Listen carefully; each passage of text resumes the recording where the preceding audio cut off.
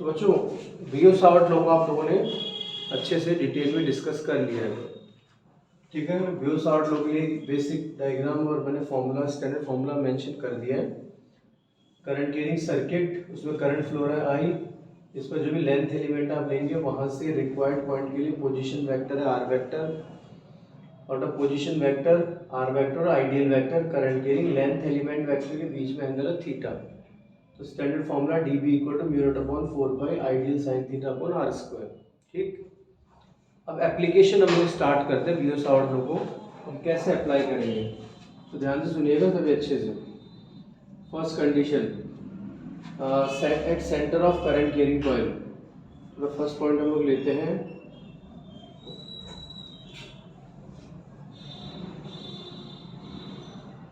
Current carrying coil के centre पर बात करें, ध्यान से सुनना होगा अच्छे से। ये मैंने एक करंट कैरिंग कॉइल ली, करंट का फ्लो आप शो कर सकते हैं। करंट सपोज इस तरह से आ रहा है, फ्लो होते हुए इजेक्ट हो रहा है, आउटपुट हो रहा है। ये जो करंट कैरिंग कॉइल है इसका सेंटर पॉइंट आपने लिया suppose P. Current carrying coil की रेडियस कितनी है आर, करंट कितना फ्लो हो रहा है आई, नंबर ऑफ टर्न्स कितना है एन, ओके। अब यहाँ पर इसमें लेंथ एलिमेंट वगैरह डिवाइड करना तुम्हारे किसी काम का नहीं है, जैसे बता देता हूँ मैं एक बार। इस पर आप कहीं भी एक लेंथ एलिमेंट डिवाइड करेंगे, उसको आप कैसा ट्रीट करेंगे एज ए ओरिजिन, लेंथ कितनी है डीएल, तो आइडियल वेक्टर टेंजेंशियल रहेगा और ये आर वेक्टर इसके लिए पोजीशन वेक्टर हो जाएगा ओरिजिन से रिक्वायर्ड पॉइंट के लिए। और इस सिचुएशन में आइडियल वेक्टर और आर वेक्टर में एंगल कितना होगा 90। तो ये जो फॉर्मूला आपको दिखाई दे रहा है उसकी हेल्प से हम लोग जब इसे डिराइव करेंगे तो फाइनल जो रिजल्ट आएगा मैग्नेटिक फील्ड एट सेंटर तो रहेगा mu not an I upon 2r, mu not an I upon 2r, याद रखिएगा। एन यहाँ पर करंट कैरिंग कॉइल में नंबर ऑफ टर्न्स है, आई कॉइल के थ्रू फ्लो होने वाला करंट है, आर रेडियस ऑफ कॉइल है, ठीक है। डायरेक्शन की रिक्वायरमेंट हो तो यहाँ एट प्रेजेंट मैग्नेटिक फील्ड की डायरेक्शन इनवर्ड रहेगी, तो करंट का फ्लो क्या जा रहा है क्लॉकवाइज। तो अगर हम लोग राइट हैंड थंब क्लॉकवाइज घुमाएं तो पॉइंट पी पर फिंगर्स इनवर्ड्स, ध्यान रखिएगा। तो अगर हम इसे वेक्टर फॉर्म में देना चाहें या डायरेक्शन की ज़रूरत पड़े तो डायरेक्शन कैसे जाएगी तो इनवर्ड्स। यहाँ पर अगर यही रिक्वायर्ड पॉइंट होता सेंटर और करंट का फ्लो एंटी क्लॉकवाइज हो जाता था तो सिचुएशन में मैग्नेटिक फील्ड कैसा होता आउटवर्ड, याद रखिएगा, ठीक है। Okay done. सिर्फ फॉर्मूला याद नहीं करना होता, फिजिकली पता होना चाहिए एन क्या है, आई क्या है, आर क्या है, कौन कहाँ कैसे है।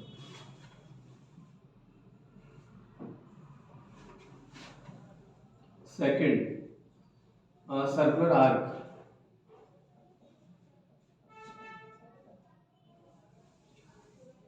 सर्कुलर आर्क की बात करें, ये करंट कैरिंग सर्कल है, ठीक है।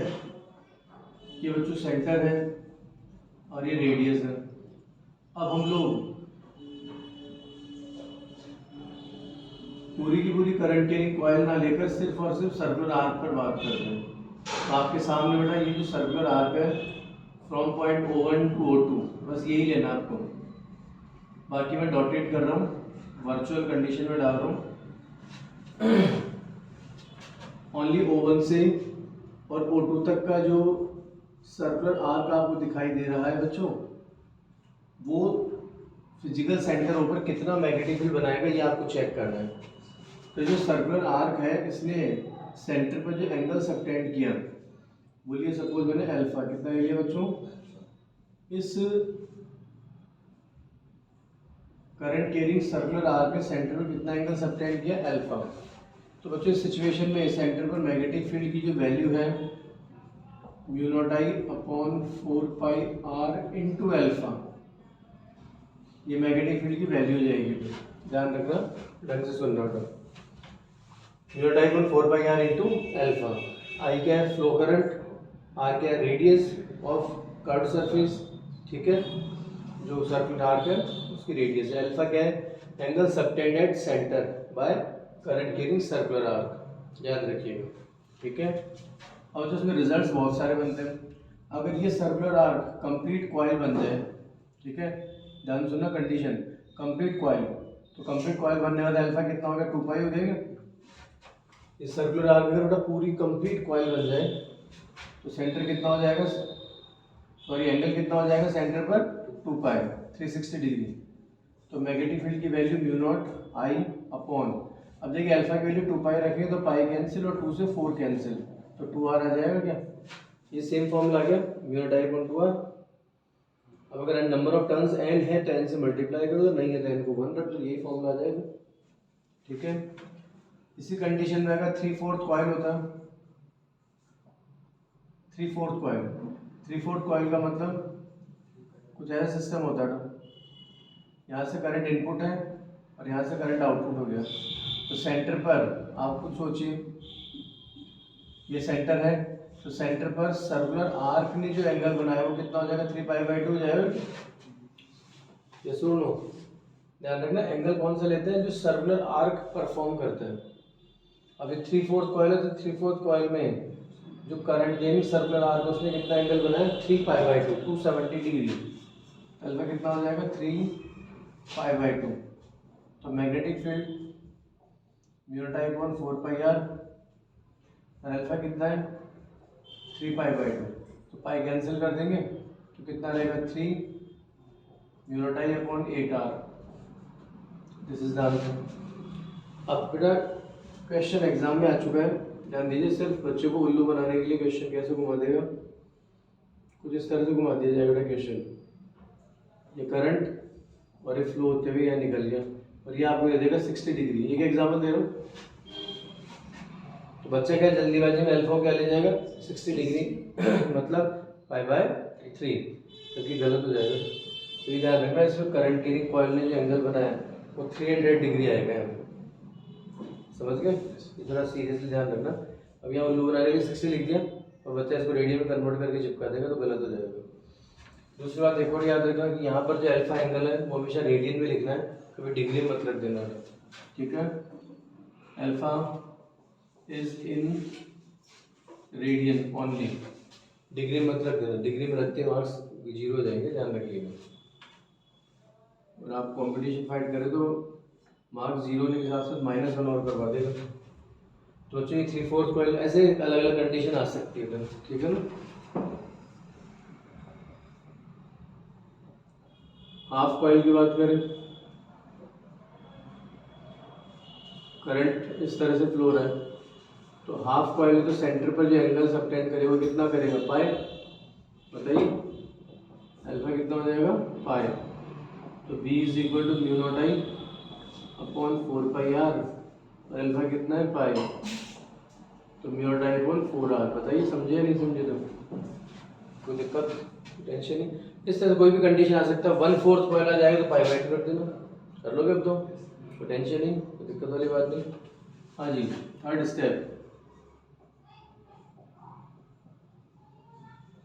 एट एक्सिस ऑफ कॉइल,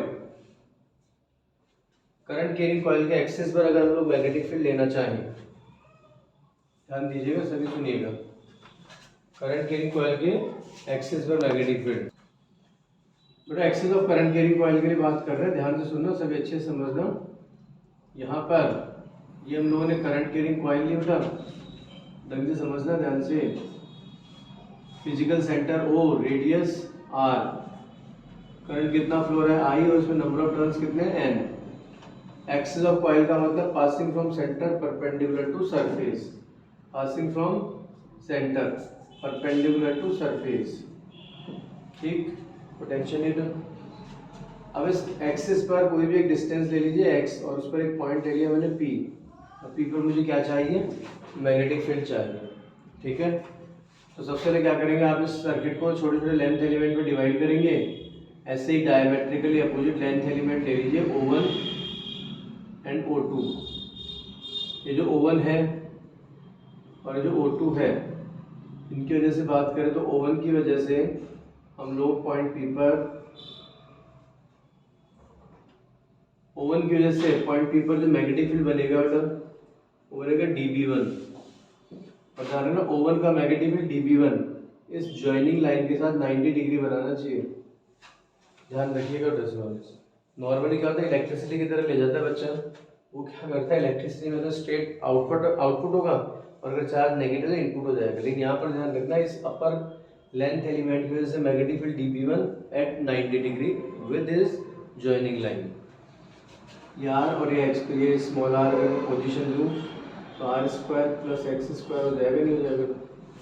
इसी तरह जो लेंथ एलिमेंट है O2, small length element O2, उसकी वजह से मैग्नेटिक फील्ड dB2, ये भी 90 डिग्री पर होना चाहिए। Okay done.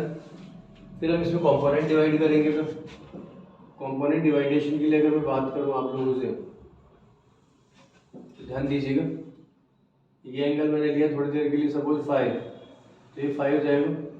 अगर ये 5 तो ये 5 है, तो कितना रहेगा dB1 cos and dB1 sin। इसी तरह से dB2 cos और ये dB2। बच्चों अगर ये एंगल 5 है तो ये 5 होगा, कोई एक्सक्यूज तो नहीं। आप समझ सकते हो ये जो लाइन है इस लाइन की परपेंडिकुलर डॉटेड लाइन है और स्मॉल आर की जो परपेंडिकुलर dB1 है, तो थीटा 5 सेम बन जाएगा। ठीक है, डेरिवेशन भी तुम्हारी किसी काम का है नहीं। तो फाइनली जो मैग्नेटिक फील्ड बनेगा μ0 n I r square upon 2 r square plus x square raise to power 3/2। n number of turns, I current, r radius, बाकी सब वही है। x क्या है, एक्सिस पर रिक्वायर्ड पॉइंट की डिस्टेंस है फ्रॉम सेंटर ऑफ कॉइल, ध्यान रखिएगा। आप सोचिए कि अगर पॉइंट P खुद सेंटर पर आ जाए, ठीक है, पॉइंट P कहाँ पर आ जाए, सेंटर पर आ जाए, तो आप सोचिए अगर पॉइंट P सेंटर पर आ गया तो x कितना हो जाएगा, 0। बोलिए x 0 हो जाएगा, तो ये कितना रहेगा, r स्क्वायर होल पावर 3/2, तो r क्यूब r स्क्वायर से कैंसिल होगा, तो फाइनल आंसर क्या रहेगा, μ0 ni अपॉन 2r। याद कीजिए वही तो बन जाएगा, सेम रिलेशन। ठीक है, फिर सिचुएशन बेस चलते जाइए। If x is equal to r, in case अगर x की वैल्यू है वो r के इक्वल हुई, ठीक है, तो आप खुद सोचिए, फिर x की वैल्यू r हो गई तो क्या लिखेंगे, μ0 ni r square upon 2, x कितना है r, r square plus r square 2r square, तो कितना रहेगा 2 पावर 3/2, और r square plus r square 2r square है ना, तो r स्क्वायर पावर 3/2 तो होगा, यस। तो यहाँ पर 2 कैंसिल, r क्यूब और r स्क्वायर से क्यूब कैंसिल, तो ओनली r, डन है बेटे। तो यहाँ पर रिजल्ट क्या रहेगा,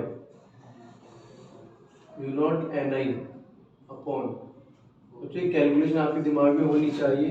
जैसे 2 पावर 3/2 है ना, तो उसको अपन क्या लिख सकते हैं, 2 पावर 1 प्लस 1/2 लिख दूँ क्या, बताइए, 3/2 1 प्लस 1/2 तो 2√2, ध्यान रखिएगा। थोड़ा ये 2 पावर 3/2 कितना है, 2√2 इंटू आर, और ये 2 ऑलरेडी है तो 2 इंटू 2 4 कर दें। इस तरह से चीज़ चलती जाएगी, तो भाई रखते जाइए, चलते जाइए। x के वैल्यू r/2 भी रखी जा सकती है, तो जैसी कंडीशन है उसके अकॉर्डिंग आपको सेटल करना है। x के वैल्यू r/2 है तो r/2 के अकॉर्डिंग आप चेंज करेंगे। अगर x की वैल्यू हम लोग बहुत बड़ा अमाउंट ले लें रेडियस के कंपेरिजन में, if x is much greater than r, अगर x की वैल्यू r से बहुत बड़ी होगी तो x स्क्वायर तो बहुत ज़्यादा बड़ा हो जाएगा, तो यहाँ पर r स्क्वायर को इग्नोर करके ओनली x स्क्वायर रखें तो x क्यूब रहेगा। इस तरह से फॉर्मूले चेंज होते जाएंगे, चलते जाएंगे। इन फॉर्मूले की कंडीशन आपको रखने की जरूरत नहीं है, आप लोग थोड़ा बेसिक डायग्राम और बेसिक फार्मूला ये आप दिमाग में रख ले, बहुत है। कंडीशंस को तो आप इजीली एट द स्पॉट में मैनेज कर सकते हैं, मैंने पुट करके निकालनी तो है, क्योंकि मेरे हिसाब से आपको कंडीशन डायरेक्टली रखने की ज़रूरत नहीं पड़नी चाहिए, ये है, कोई दिक्कत नहीं। नेक्स्ट कंडीशन हम लोग देखते हैं, ध्यान देना, सुनिएगा। तो नेक्स्ट कंडीशन स्टार्ट करें। और एप्लीकेशन ऑफ ब्यूस-सावर्ट लॉ में नेक्स्ट जो है वो ले हम लोग स्ट्रेट वायर, ठीक है। तो ध्यान देना, लॉन्ग स्ट्रेट वायर नहीं, ओनली स्ट्रेट वायर, मतलब फाइनाइट लेंथ की बात हो रही है। ध्यान से सुनना, ढंग से समझना। ये मैंने एक करंट कैरिंग वायर लिया है, करंट फ्लो है I, इसके एक्सट्रीम पॉइंट्स को हम लोग कुछ भी कह सकते हैं, O1 O2 कह दीजिए, ये लीजिए एक्सट्रीम पॉइंट्स को, और वायर से परपेंडिकुलर डिस्टेंस कैपिटल R पर आपने एक पॉइंट लिया था P, और और पॉइंट पी पर आपको क्या चाहिए, मैग्नेटिक फील्ड चाहिए। ठीक है, तो ये जो वायर आपको दिखाई दे रहा है बेटा उसमें करंट हो रहा है, इसकी वजह से पॉइंट पी पर मैग्नेटिक फील्ड कैसे हो जाएगा, इनवर्ट्स। ठीक है, पॉइंट पी के कॉरस्पॉन्डिंग ये पॉइंट ले लिया मैंने O1। अब इस वायर पर मैंने एक लेंथ एलिमेंट लिया बेटा, लेंथ एलिमेंट dl, इसको मैंने एज ओरिजिन ट्रीट किया। इससे पॉइंट P के लिए मैंने पोजीशन वेक्टर ड्रॉ किया, r vector, this is angle theta. Okay, अब दिमाग लगाइए, ये जो पॉइंट P आपको नजर आ रहा है इसको वायर के अपर मोस्ट पॉइंट से मिलाया मैंने, अपर मोस्ट। तो परपेंडिकुलर जो दिख रहा है ना बेटा PO1, ये upper most joining line P,